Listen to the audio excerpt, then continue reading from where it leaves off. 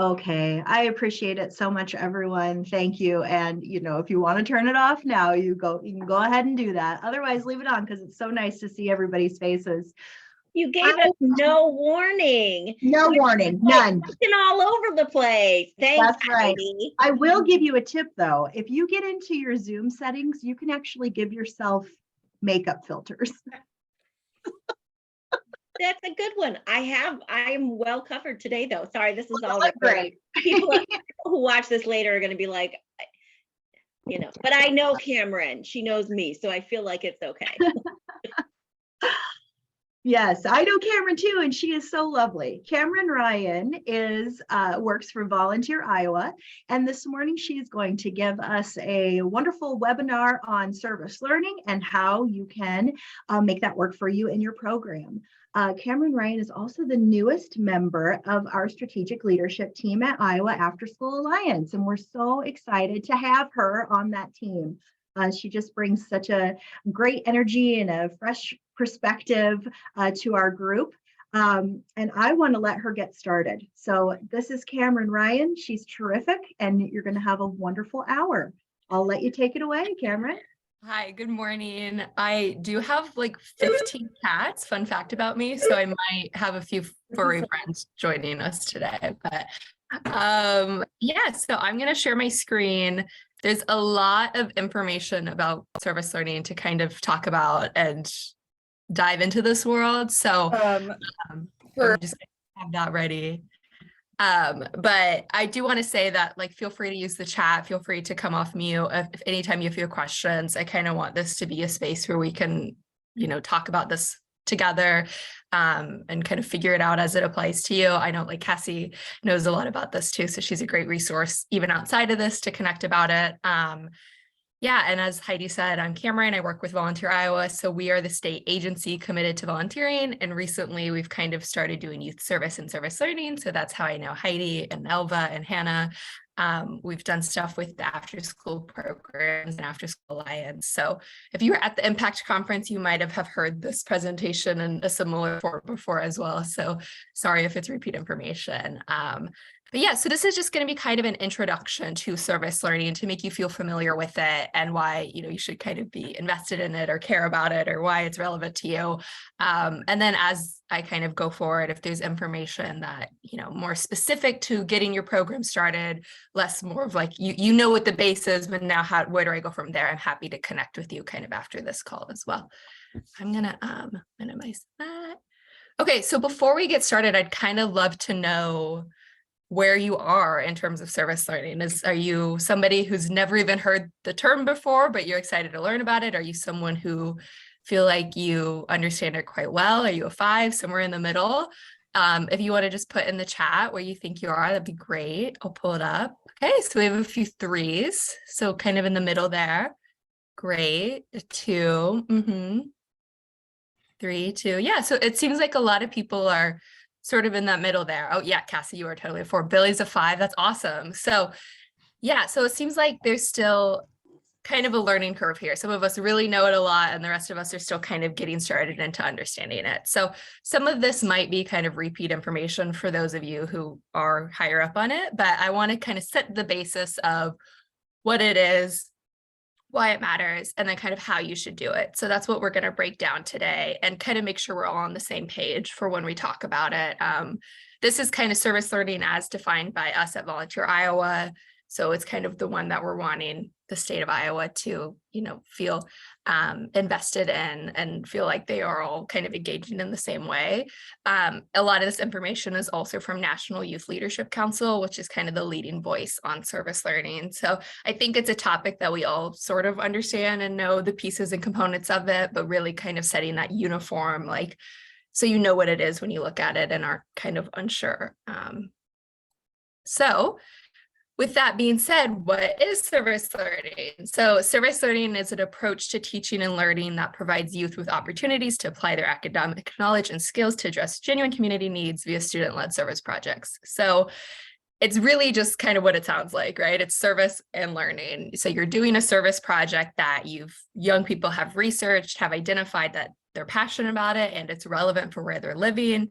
And then they're, creating a solution to the need that they've identified. And through that process, they're using whatever their curriculum standards are, whatever your learning objectives are that you set before the project begins. It's really a type of project-based learning. It's kind of similar to work-based learning, but you're doing a volunteer project. And then through it, you are kind of giving out to the rest of the community as well. I really want to emphasize too the student-led part of it. It's really something that we should be allowing youth to leads on, and to be the ones who are kind of saying, this is what I think we should be doing. This is a project that I care about. Obviously, you have to set parameters as the facilitator, but anytime you can give the option to young people to make the choice, we really kind of highly recommend it. And that's going to then help us reap the benefits of service learning even more. So this is kind of a long definition. So if we break it down a little bit more, I think it gets a little bit easier to understand. So there's different like components of service learning that when these are present, you really see the benefits of service learning at play. So these are defined by the National Youth Leadership Council, I think in 2008, after kind of surveying a lot of different service learning programs and seeing what was present there. So the first one is meaningful service. This can both be like doing a project that addresses a need that is relevant to you. So, if you're in a community that doesn't have like low poverty rates, like everybody's living really well, you wouldn't want to do a service project that's focused on poverty, right? So doing one that's relevant to where you're living. And I think that can be very specific at times. Like I live in Knoxville, Iowa right now, and there's a big debate over our stadium and what we should be doing with our stadium. So like that could be a meaningful service project to someone from Knoxville, but not somebody from like Des Moines. But in addition to that, it's also meaningful for if we're thinking about the young people's like development, their age level. I think sometimes like service projects might be very easy, I guess, if we think about it, maybe not super complex, but that might be a great place to start if you're a high school student who's never engaged in a service project before. While if you're a third grader who's been doing service learning since you were in pre-K, it might be, you might need to challenge them a little bit. So keeping in mind both the learning component and where you're at academically, but also knowing how to be involved in your community and how to be involved in volunteering might be something that you need to kind of keep it simple at first, and then introduce that world. Obviously, the next part is youth voice, like I said, so really anytime you can provide young people with a choice in their project. I think as we'll talk about how you do service learning, you'll see that the learning parts of it just kind of happen naturally through the process of service learning. So that really allows the space then for young people to be those decision makers. But you really should also be a partner with them. It shouldn't just be like young people deciding something and then you as a facilitator who might know it's not going to work out, letting it happen. You should be also kind of with them on this process, and amplifying them and helping them, but also, letting them know when you think they should reevaluate something or look at a different solution. And then to help with the learning process, we encourage reflection throughout it. So I'm going to talk about this a little bit more when we get into how to do service learning, but you really should be, before you start service learning, during service learning, and after service learning, having young people engage in really critical thinking and reflecting on themselves as an individual and how they've changed, on their community as well, how that's changed, and then just in general, like how they're feeling and what they think is a success and what they could see needing to improve upon in the future. And then that facilitates the learning. Obviously, learning is a part of the word service learning, so it should link back to whatever your objectives are. So it could be curriculum standards, it could be, very like achievement focused, or it could be like 21st century skills, or social skills, life skills, different things like that, that you just really want your young people to focus on and engage with. I think all of this can happen at once. You can have those skills be a part of very specific curriculum as well. And you're going to be able to achieve all of that. And then finally, community partners are something that we encourage people to connect with and bring in.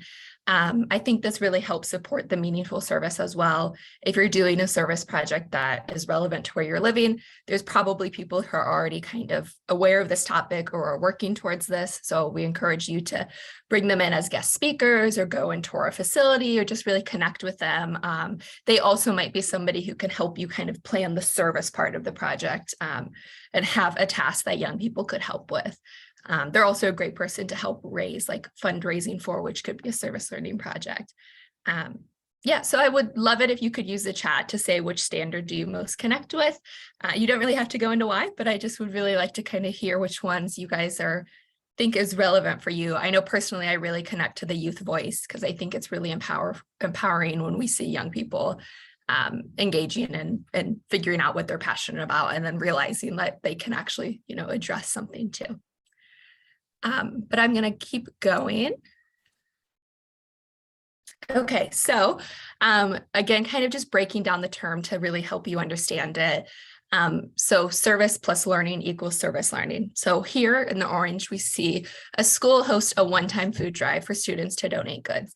That is an example of service, right? The school are the ones who are organizing it and leading it.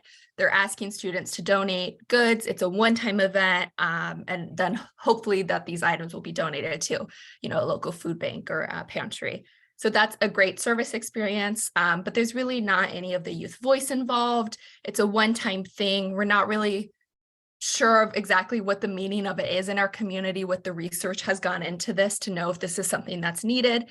And then here we have students learn the different food groups and balanced meals. This is something I remember doing when I was a student. It's a learning experience, like the food pyramid and what we should be eating. So obviously that's a great thing for students to know, to live healthy lives and to know kind of how nutrition impacts us as individuals. So if we combine these two things, we could have something like, students are in a science class learning about the food pyramid, and they understand what happens if you are not getting your full nutritions, how that can impact you as an individual. So they decided to look at hunger rates in their community. A majority of their students maybe receive free and reduced price lunches. So they realized that there's a need for more food in their community and decide to organize a food drive with the local pantry. And they assign certain different meal groups. So if it's something they're doing at their school, maybe they say, kindergarten, you bring grains. First grade, you bring fruit. Third grade, continue on, you bring dairy.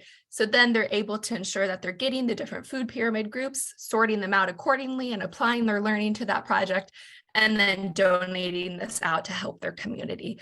Maybe they package them into meals that students can collect and during the summer and take home with them. So it's different things like that where you're really combining the service experience and the learning experience and really researching how it's relevant into your community, which is obviously learning as well, and then creating a project that gives back to where you're living. Okay, so any questions so far about what we've kind of been talking about? I'll pull up the chat too, just in case. Okay. I'm going to take a sip of coffee if anybody needs to say anything. Okay, well, we will keep going then. So why is service learning important? I think if you're on this call, you kind of already maybe know some of this, but I think it's really just such a cool learning strategy because it does combine so many aspects of what we want our young people to have: academic skills, civic skills, character skills. And I, like I said, I think it's really interesting because it allows young people to learn about their role within their community. And when we allow that to happen to young people, I think it makes for a better community overall. Obviously, when you're doing service, it's also just increasing the health of where you're living. It's helping address needs. And I think volunteering can sometimes be a very privileged thing to be able to do. You have to have the time to be able to do it. You have to have transportation to be able to do it. And I think sometimes young people who are the recipients of service, who are underserved, may not have the ability to do that. So when we do service learning in a space where these young people already are, like a classroom or an after-school program, then we're able to help them realize that you can also give back. Like you are also able to help others, even if you are somebody who's also being helped. And I think that kind of helps turn it into more of something we're doing as a community, as people together, rather as something that's like for someone. And I think that's kind of an inspiring thing. So to help kind of learn more about the benefits of it as well, I have some trivia questions. So feel free to just type what you think in the chat. Students who participate in service learning are more likely to do this as an adult. Are they more likely to volunteer, vote, or go to college? What do you guys think? number one, volunteer, volunteer, volunteer, number one, number one. All, that's a good one too. 1, 2, 3 trick question. Yes, it is all of the above. So they are able to do everything. They're obviously more likely to volunteer. If you start volunteering at a young age, you're more likely to continue volunteering as you get older. You're more, I think people who engage in service learning are 19% more likely to go to college. And then they're more likely to vote. And I think that's actually kind of one of the big ones that I wanted to highlight here, because I think we might not realize the connection all the time between volunteering and civic engagement, but the more likely you are to engage in your community and know what's happening in it, the more likely you are to vote, to get leadership positions in the future, and to just become more involved in your community. So I think that's exciting to hear as well.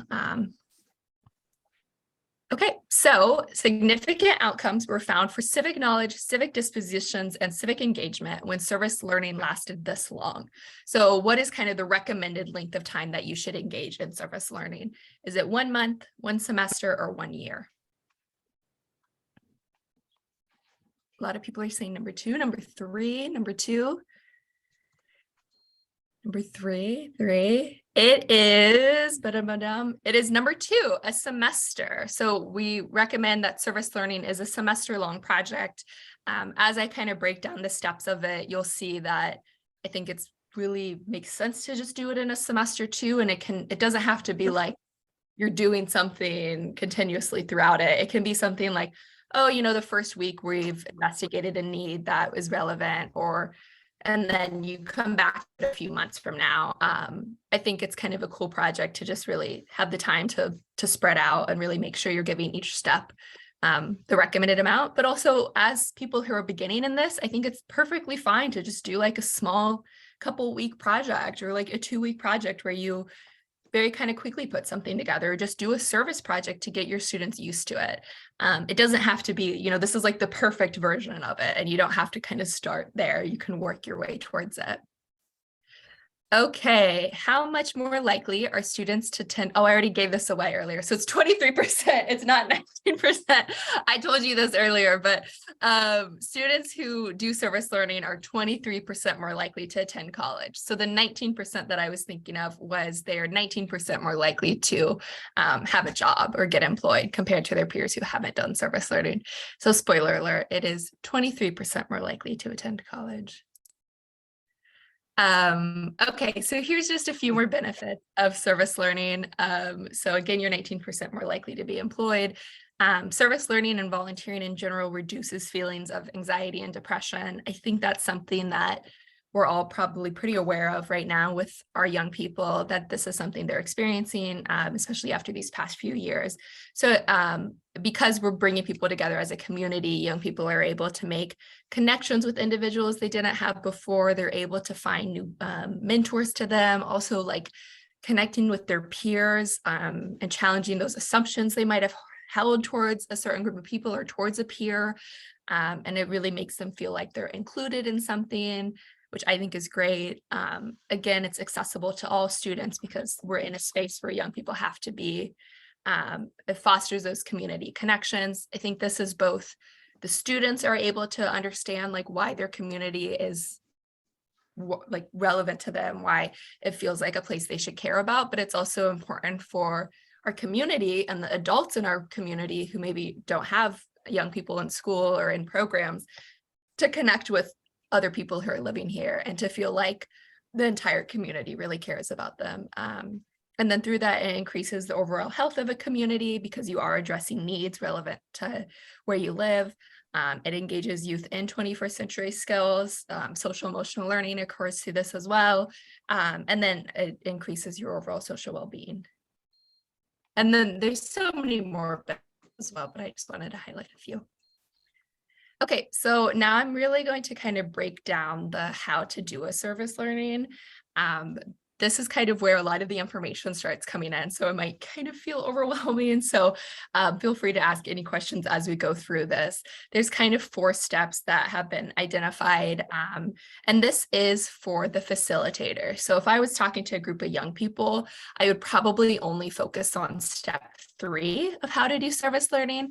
But since I'm talking to you guys as someone who might be leading a classroom of it, I want to go through all 4 of these steps because this is kind of what you should be doing, and to ensure that the program is, really facilitating the learning, which you might kind of be more interested in. Well, the young people might be more interested in doing the service part of the project.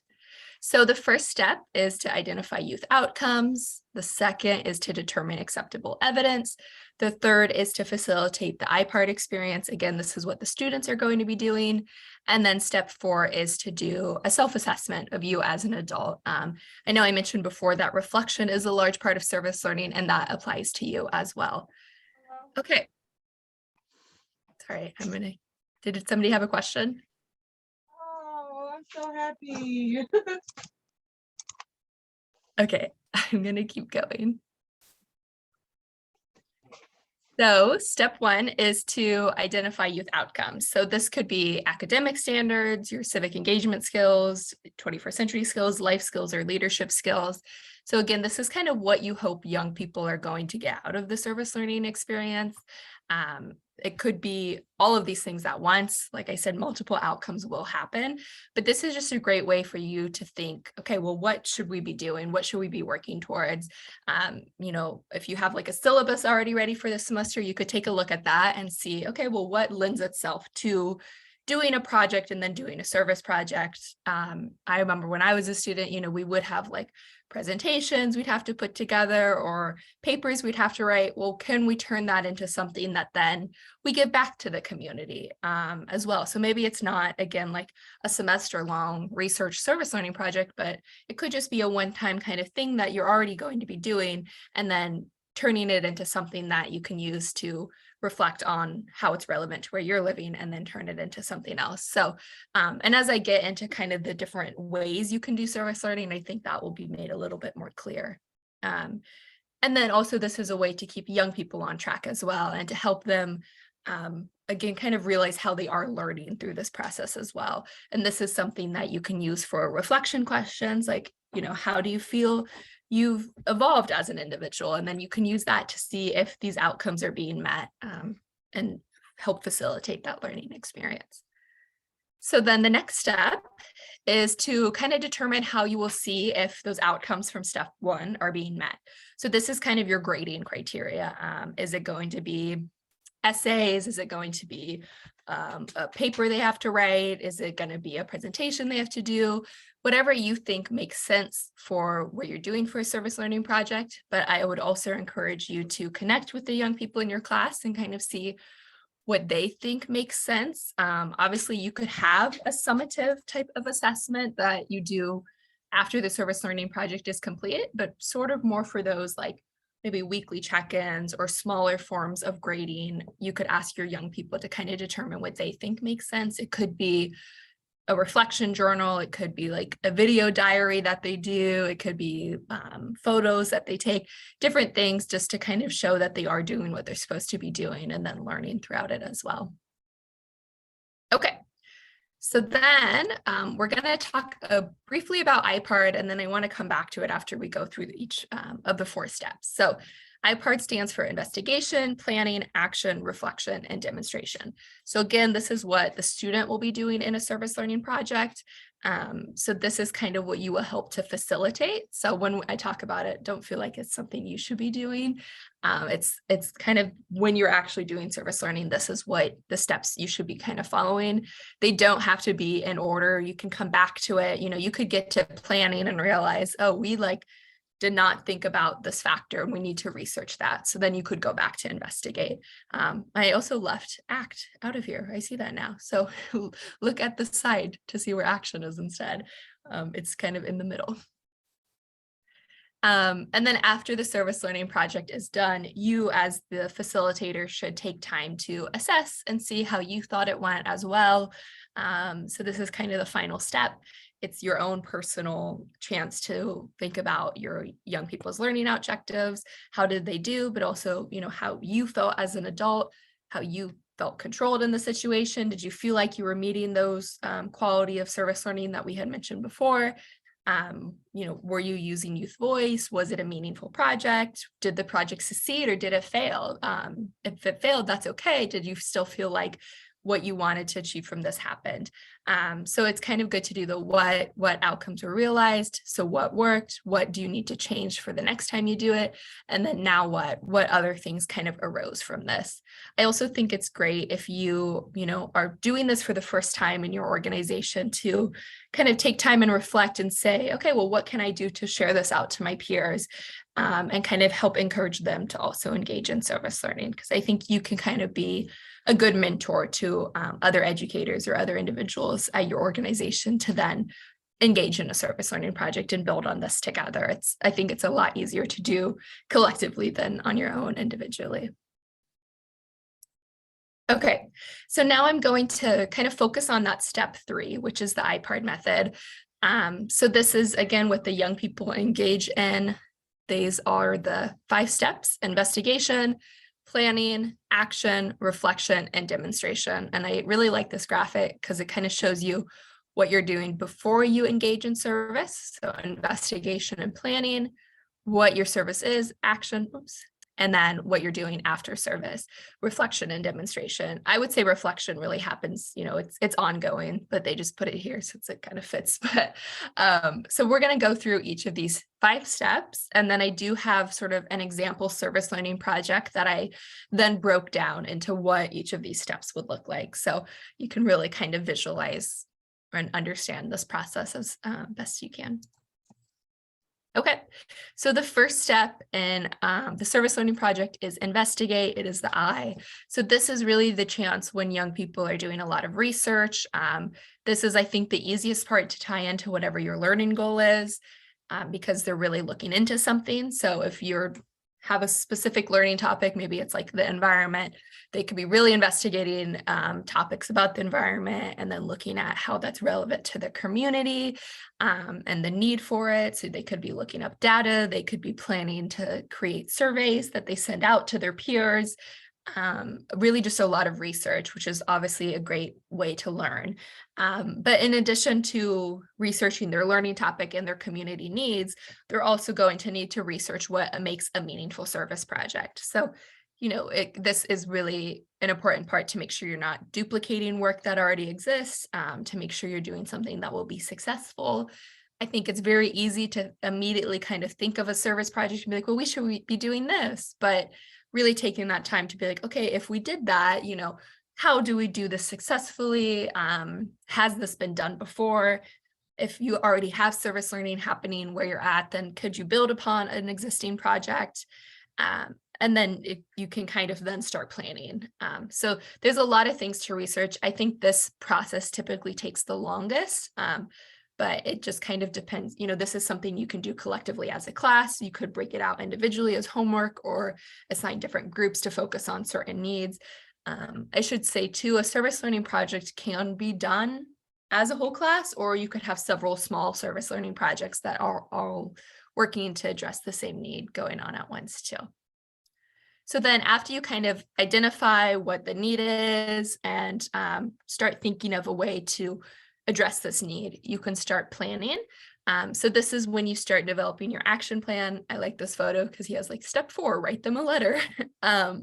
So it's easy to work backward from your goal, kind of think of what your end project is, and then what parts do you need to achieve that. Sometimes this is organizing funding, which could be its own service learning project.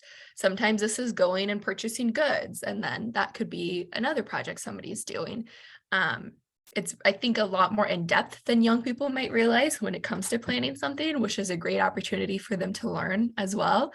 There's a lot of mathematics that might happen here because you are needing to, figure out how many resources do we need and how much money is that going to cost, but then also learning how to write and connect with older individuals and make phone calls. If you need a space to reserve, you're going to have to call somebody or write an email and ask them for it. And I think those are skills that a lot of the times young people aren't able to engage in unless kind of given the opportunity to. I know I would have like so appreciated like learning how to talk to someone formally. And then this is when you can invite your community partners to come in and speak as well. I think community partners could be another nonprofit organization that's already working to address a need in your community, but it could also be just individuals in a field of work that is relevant. So, you know, you could have a city council member come in and speak to you. You could have the Chamber of Commerce come in and speak. You could go tour a facility. And then again, this way you're not duplicating work that already exists. And also I think they can provide insight onto what a need is that you might not have thought of. So it's just a great way to really bring the whole community together on a project.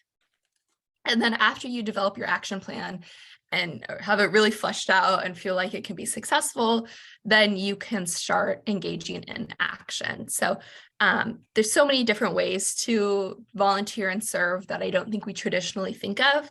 I've kind of tried to detail them in these 3 categories. So the first one is direct. This is face-to-face interaction with what or who is being served. So that could be sorry, that's kind of annoying.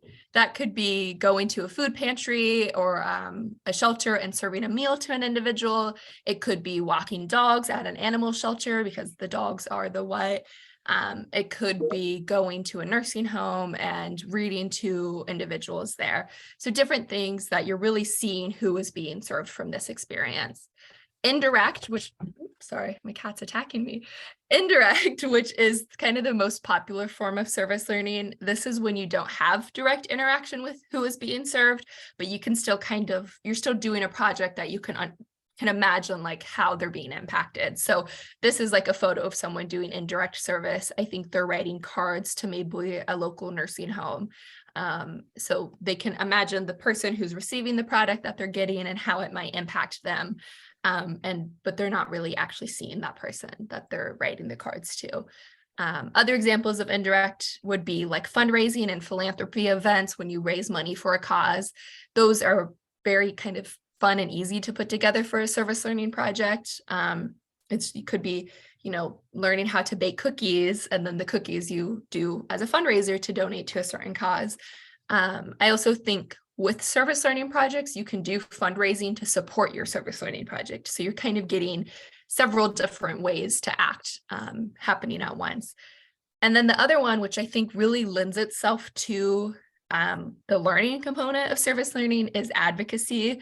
This is just when you're educating others on a cause. So this could be putting together a presentation about the need that you've researched and potential solutions for it, and then sharing it out. So, you know, if a student is really passionate about something within their school, they could ask their peers how they feel about a topic, and then put a presentation together and give it to the school board. Or it could be writing a letter to the editor and about a cause that young people feel like is really relevant in their community. Maybe their local movie theater closed and they want to bring it back, so they write a letter to the editor about it. And then they're practicing like journalism skills. Or it could be writing a paper or a proposal to a legislator about a topic that's relevant. One of my favorites too is doing like what do they call it? Putting together like posters and hanging them out on throughout your community or in your school, raising awareness about something. I think this is really easy and really fun to just like practice your drawing and, you know, share out why this is something important and engage others in the topic. You could also put together like a rally or a protest using these signs.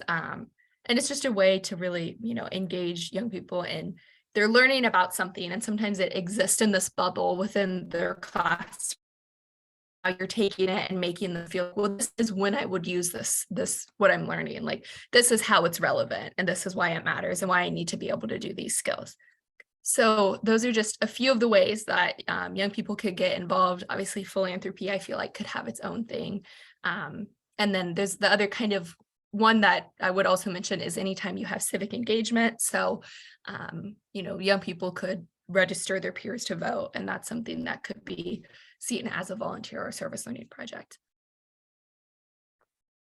Okay, so the next step is reflection. As I mentioned, this is something you're doing throughout service learning. So before you even begin the project, you should do a pre-service reflection. So you could just ask them what they already know about the learning topic or what they already know about a need or a project in their community and see how far along they are. We did that already. I asked you how much you know about service learning. That was kind of our pre-service reflection.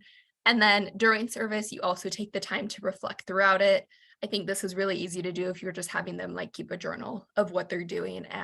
Or you could do like weekly reflection quizzes. And then you're reflecting after service as well. So I think it's always fun to look at the pre-service reflection and see like what their answers were then, and then ask the same questions and see how they've changed.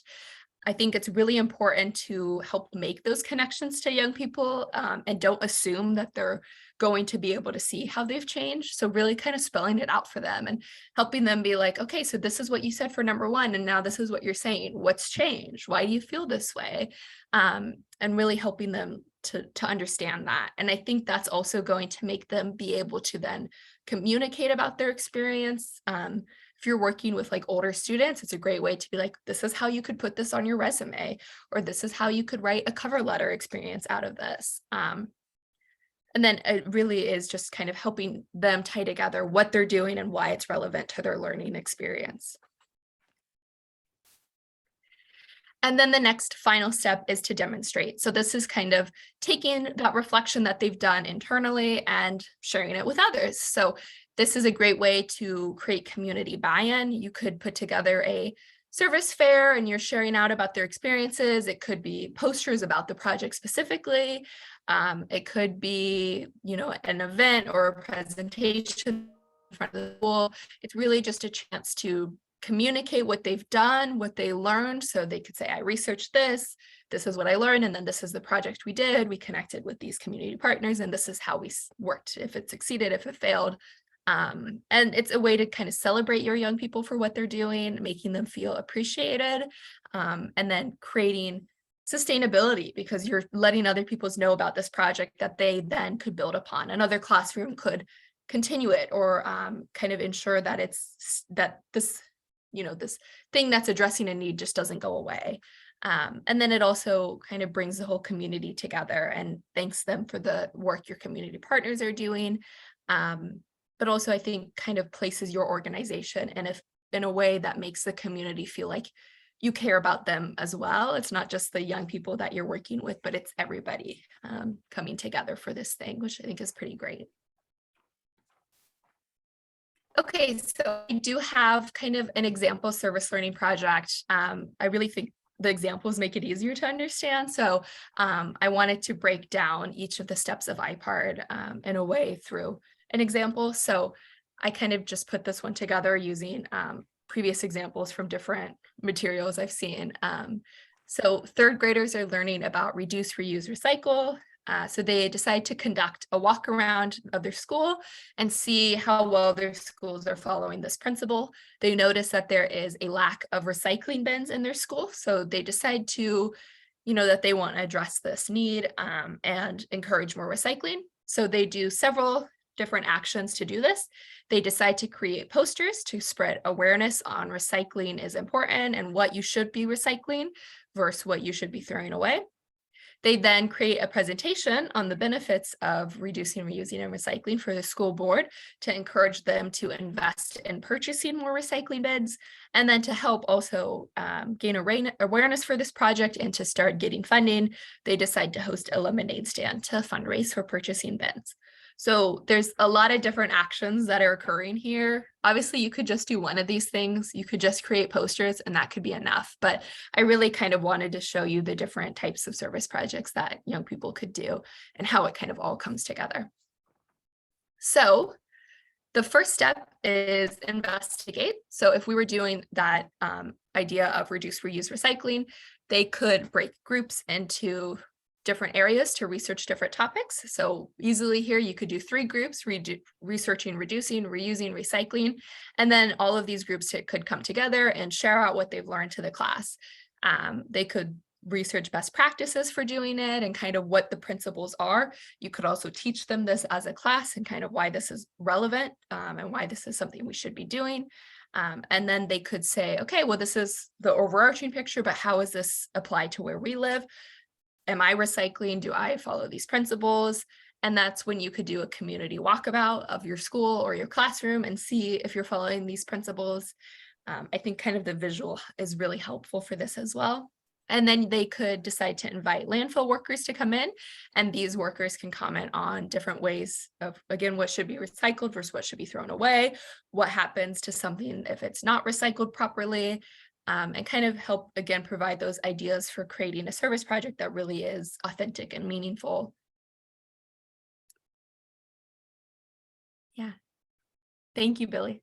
And then these young people could decide to create 3 different approaches to solving this issue and to really promote recycling to where they live. So they kind of understand that, okay, yeah, we could purchase these recycling bins and place them in our community, but how do we know people are really going to follow this model? So that's why it's important to also hear about the recycling versus the trash and spreading that knowledge so people are using this resource that we create and actually making sure it's successful, which again is kind of that meaningful service.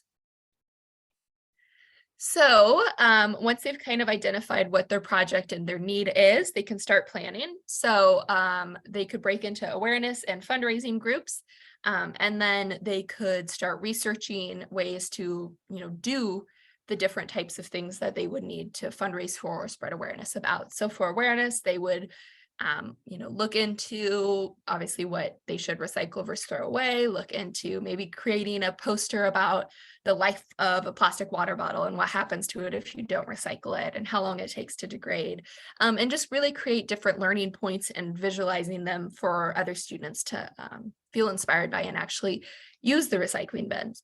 And then they could fundraise for is the other part of this. So if they're going to need to purchase recycling bins, how many bins do they need? They need to count how many they need, and then how much does each bin cost? Do some multiplication there to figure out how much total they would need. If they purchase these, are they sure that they'll be able to actually put them where they want to? So maybe they go around and ask teachers and survey them if they would be interested in having one. And then again, also kind of like, how can we ensure sustainability of this? So even if we purchase them, like, are they going to be taken care of? Is this something that our school board or our leadership is invested in continuing and really promoting? So there's just kind of a number of factors at play there that you'd have to keep in mind and make sure that this is going to be successful. And then you can create a timeline with your date. So, we've done this research, and then when do we want to reach out to this person and who do we need to reach out to first before we kind of move ahead with this next step? So after you've kind of started planning, you can begin to take action. So again, one of the groups could be doing awareness. So they design their flyers, and then they also could be the people who create a presentation to school leadership on why they should invest in this and perhaps try to ask for funding from school leadership to purchase bins as well. But then to kind of kickstart it and really help kind of make that pitch, they could also organize a lemonade stand at school events. So places that they already know people are going to be, to kind of spread the word about what they're doing, and then use funds made from that to purchase bins as well. I think it'd be really great if their lemonade stand too can tie into like the reduce, reuse, recycle ideas as well. So making sure it's a really sustainable way to sell lemonade. Like maybe they're not using plastic cups. And then reflecting throughout this process. So before they even begin, they could again think about if they're using recycling right now at home in their current life, and then during service, they could, sorry, didn't mean to do that. And then during service, they could write daily reflection journals about how it's going, what they feel like they've accomplished, what they still need to do. They could also take photos of kind of a classroom before they've come in, and what's being thrown away versus what's being recycling. They could even, like, if you really wanted to add a service project to this, they could walk around their community and pick up trash or recycled materials.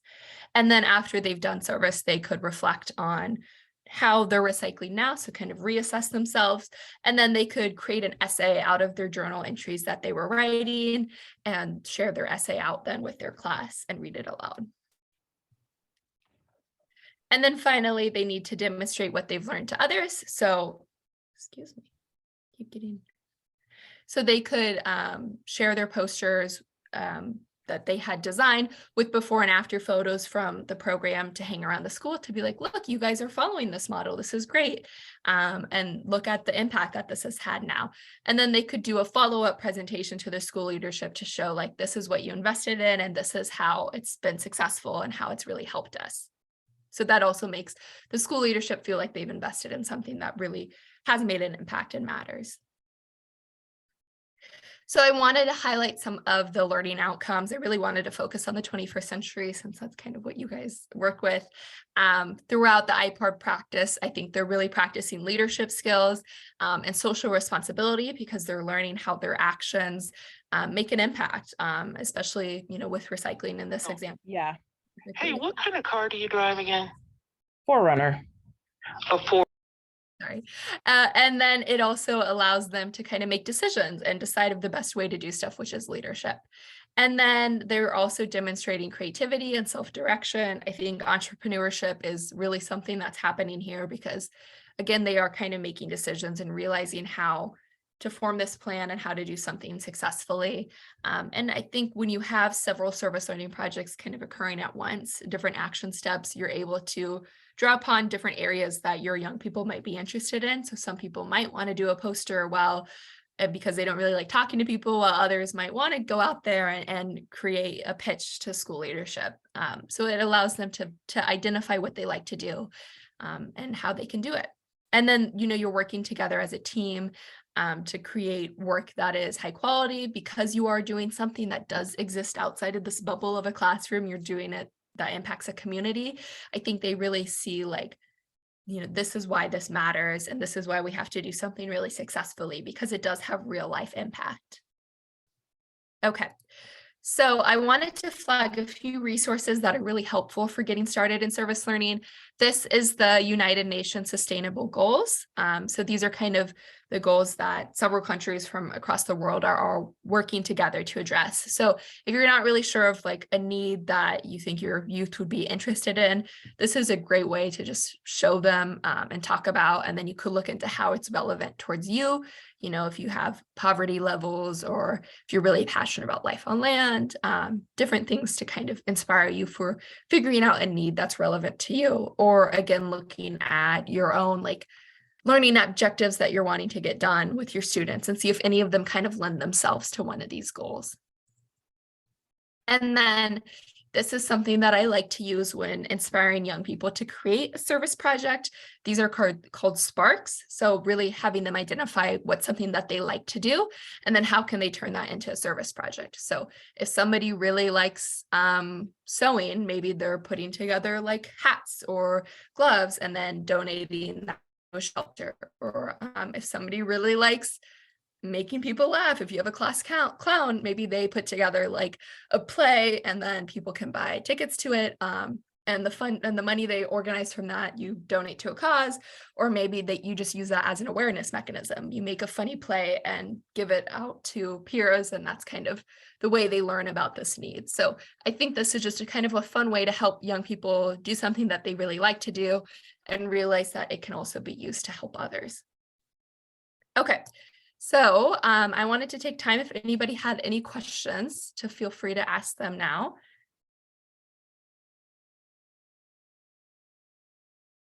Okay. Not that I had a question, but this training is right on time because last night one of our groups did a service learning project Oh, for our awesome. local animal shelter. Oh, that's and awesome. We coordinate with one of our community partners, the Kiwanis Club, Yeah. but we only yeah. meet twice a month, and we were discussing dates for February. But if we're not able to meet, now that I have like more information on like what the next steps could be, especially like the reflection piece of it Yeah. and Yeah. then demonstration, Yeah. that's something that I can work on with the kiddos that helped Totally. get the project together and off the ground and everything. So Yeah, it was totally. perfect today. Great. Yeah, that's so awesome. And I think, yeah, those different clubs like that are such great resources for getting started with a project and doing stuff. So yeah, that's awesome. I think it'd be really cool if you could share it out with others and demonstrate. And I would personally love to hear more about it too. So I would love it if you guys would reflect once more and now say how you feel on the spectrum. Are you a little bit higher than you were before this call, or are you still kind of having some questions? So feel free to just use the chat again and say where you think you are. Are you a 0 or are you 5? I hope you didn't go down. I hope you didn't decline and become a 0. 4. That's great. Awesome. I love to hear that. Thank you. Awesome. So now I would also like you to take the time to just think. You don't need to type this in your chat, but what's your next step? So, somebody just shared kind of what their next step is, but what's something that you learned today that you're excited to try? Is this something that you're going to take back to your students maybe and kind of hear what their thoughts are? Is this something you want to take to your leadership team and kind of pitch the idea to? Just would really like it if you could take a second to think about, okay, what am I going to do from here? What information do I still need to think about? What do I still need to know? And then kind of what am I going to do to learn that? I'll give you a second to think.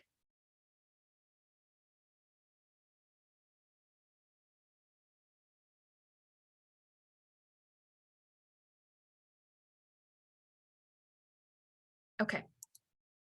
So I wanted to put my email on here, and then I also have a QR code and a bit.ly link here with resources to kind of help you launch whatever that is that you've identified as your next step. So this presentation will be in there, but then there's also some great resources from National Youth Leadership Council and Youth Service America that really, like, I cannot emphasize enough how much they break this process down and like provide you with worksheets and reflection sheets and everything that you would need to do a service learning project. And then also kind of helping you, if you do have to, if your pitch is now like, okay, I need funding for this, for resources, or I need to get administrative support, there's a lot of great resources on kind of the more logistics side that you might have to do. I think National Youth Leadership Council actually has like a whole video presentation you can watch on YouTube as well. So kind of wherever you're at with this, I want to emphasize that there's so many resources available to help you. And then I myself am a resource as well. I'm really passionate about this, and I would love to kind of connect with you guys individually and think about how this is something you can do in your community or in your organization and kind of help you figure out, especially I think there's sometimes struggling with connecting to that learning goals and those curriculum standards. So I'm really happy to kind of connect with you and think about how we can do that as well. But that is everything I have today. So if you don't have any questions, they kind of finished a few minutes early, but yeah, feel free to reach out. Yeah. Thank you so much, Cameron. I'm going to let just a couple of more seconds go by in case you have any questions. I do have a final poll that I'd like to launch. That'll be your ticket out of here. But in the meantime, please feel free to go ahead and come off mute or throw any questions that you may have in the chat. And thank you very much, Cameron, for today. I'm going to go ahead and launch that poll. If you could go ahead and answer the questions for me. If you found this webinar helpful, if you'll be attending best practice webinars in the future, and if you have any topics that you would like that you're interested in, things that you would like us to do best practice webinars in the future, would you please drop those ideas in the chat for us. And you can only select one answer for all the questions that you had. Oh, that's helpful. That's great to know. Well, shoot. And you know what? I think it's too late for me to edit it, but that's all right. If you could just go ahead and answer what you can. If you do have more information, if you could put it in the chat for me, that'd be really helpful. And any ideas that you'd have in the future for future topics, we would really love if you would let us know so that we can tailor these. Cameron, that was wonderful. I think I speak for everyone when I say it was very timely, right on the money for us. And thank you so much for your time. I'm going to jump in the chat here and see if there are any questions before we let you go. Yeah, I just saw, Erin, you asked about the infographic from the United Nations projects. If you just Google like the United Nations Sustainable Goals, they'll all come up. Yeah, and I think Youth Service America has information on it too, and like potential service projects related to it. So. Fantastic. All right. All right, everyone. Well, thank you so much for joining us today. It was an amazing presentation and we appreciate you so much, Cameron. Thank you. Thank you very much. Have a wonderful rest of your day, everyone. Bye-bye. Bye-bye.